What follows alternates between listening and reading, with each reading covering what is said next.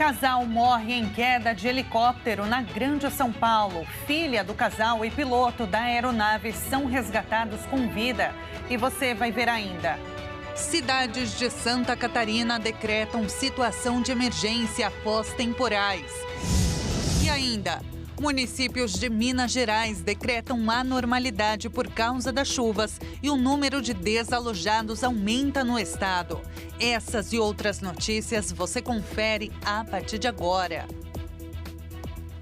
Olá, bom dia para você, 11 horas e 31 minutos agora. Seja muito bem-vindo ao Redação Hit Edição Manhã, sexta-feira, dia 17 de janeiro de 2025. Estamos ao vivo e chegamos agora com as principais notícias. Um piloto e uma criança de 11 anos foram resgatados com vida de um helicóptero que caiu na Grande São Paulo na noite de ontem. Os pais da menina foram encontrados mortos. A aeronave foi localizada nesta manhã em uma área de mata fechada na cidade de Caieiras. Vamos ver. Equipes dos bombeiros se deslocaram logo cedo para a região para fazer o resgate das vítimas. 4 pessoas estavam a bordo.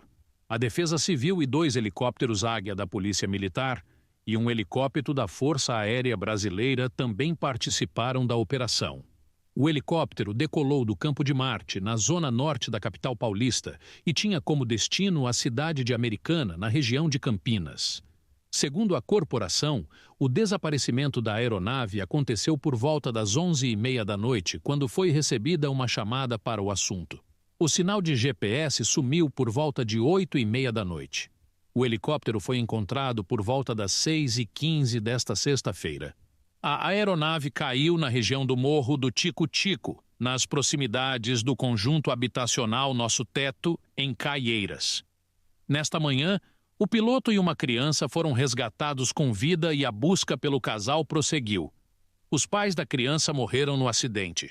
Por conta das buscas, há uma interdição no quilômetro 30 da rodovia dos Bandeirantes, no sentido interior, de ao menos uma faixa.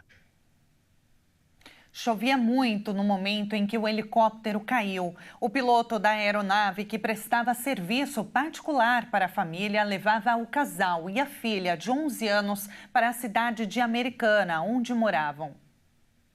O piloto Edenilson de Oliveira Costa e a filha do casal, Bettina Feldman, foram resgatados com vida após a queda do helicóptero. A menina vai completar 12 anos neste sábado.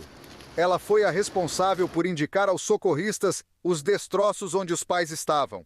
O empresário André Feldman, CEO da Big Brasil International Games, empresa de apostas online, de 50 anos, e a esposa Juliana Elisa Alves Maria Feldman, de 49 anos, que também estavam na aeronave, morreram. A mulher, formada em economia, também era empresária. A capitão Larissa Fidelis falou sobre o momento em que encontraram o piloto do helicóptero. Quando a gente visualizou o piloto aqui na parte de área de mata, ele estava bem desorientado. Nós efetuamos o pouso aqui no meio da rodovia, paramos o trânsito. Os 2 tripulantes, o Pellegrini e o Andrei, desembarcaram da aeronave, foram ao encontro do piloto, que estava bem desorientado. Ele dizia que tinha a menina que estava viva ainda, de 12 anos, que ela também não estava mais na aeronave, que os 2 passaram a noite fora da aeronave, debaixo de um guarda-chuva, e ele estava tentando alguma forma de ajuda, de socorro. Muito triste, né?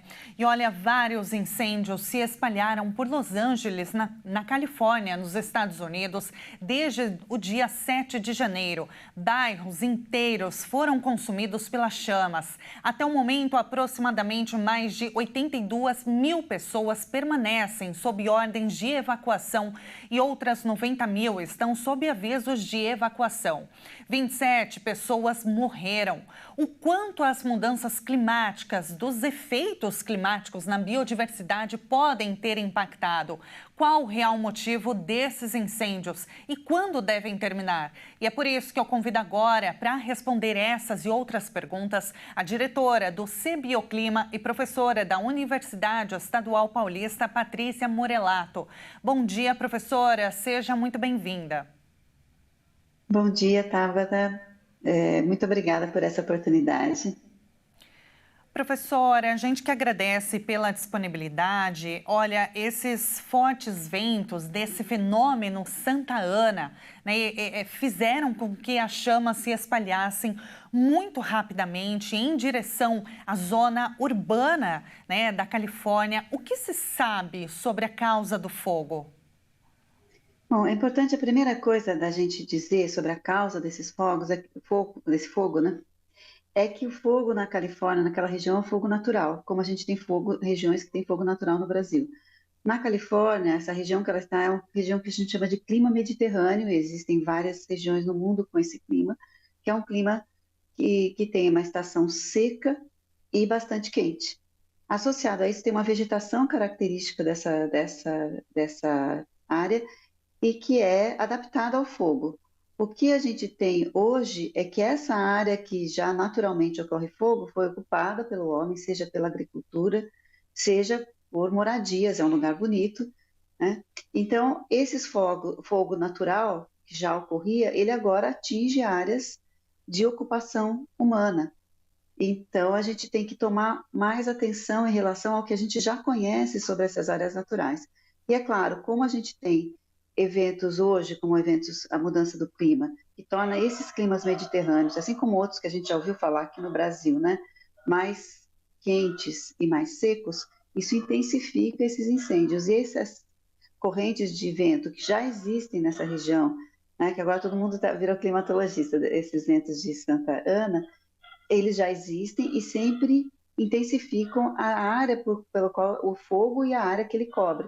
Só que agora, com esses eventos também climáticos, o que a gente tem é que uma vegetação mais seca, um ar mais seco, temperaturas mais altas, que propiciam essa ignição desses incêndios.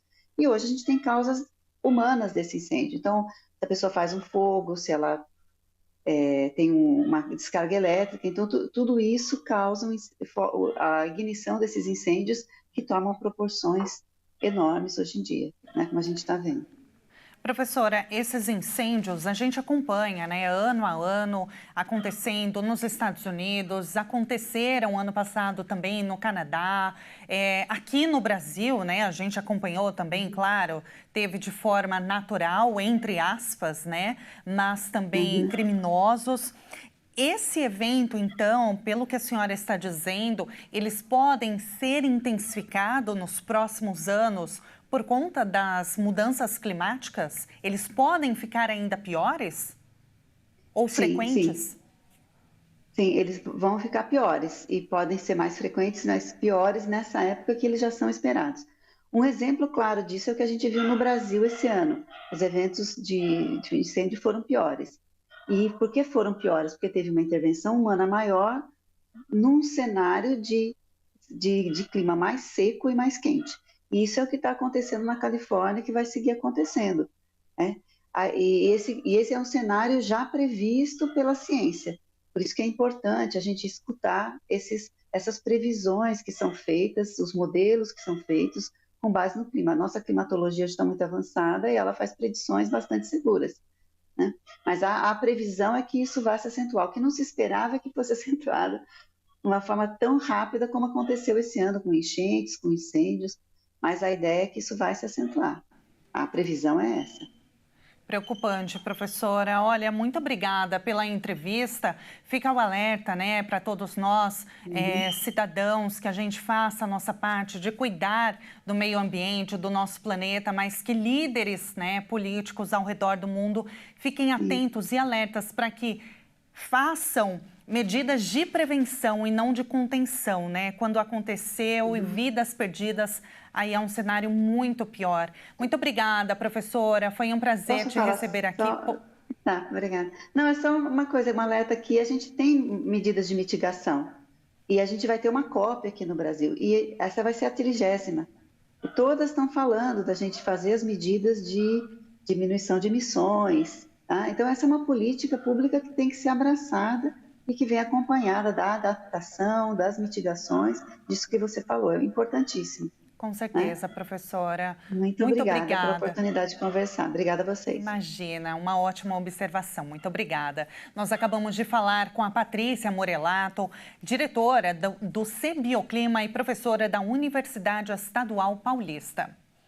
E olha, o litoral catarinense está sofrendo com fortes chuvas. As cidades de Balneário Camboriú, Itajaí e outros municípios próximos decretaram estado de emergência. As fortes chuvas que atingiram várias cidades do litoral catarinense nesta quinta-feira deixaram ruas alagadas e moradores desabrigados.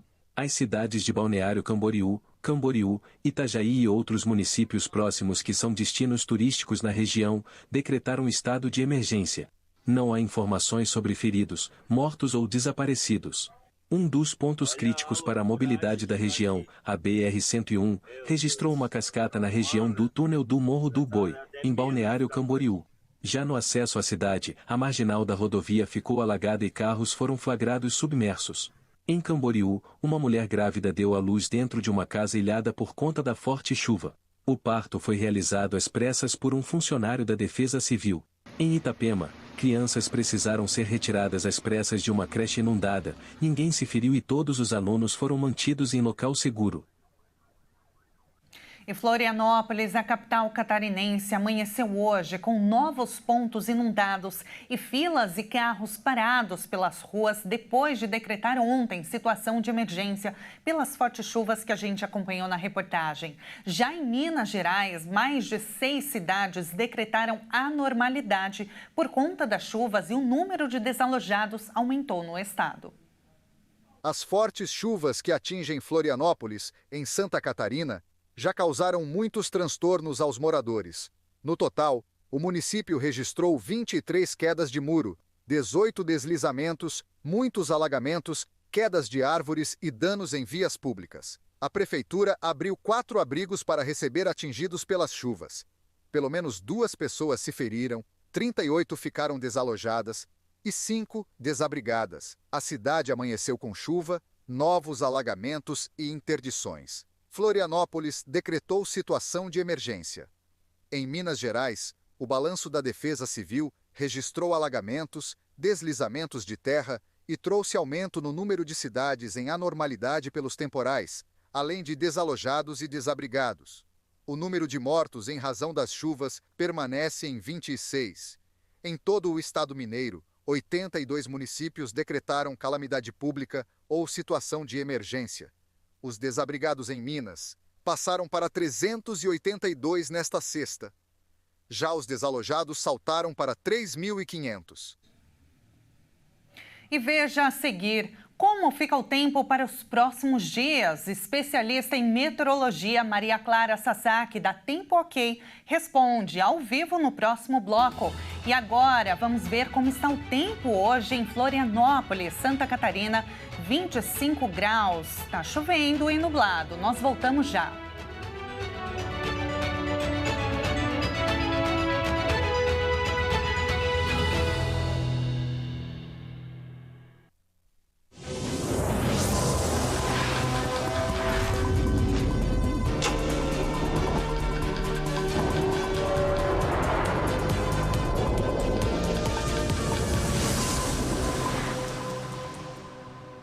E nós estamos de volta agora pelo horário de Brasília, 11 horas e 45 minutos, vai virar para 46, aliás.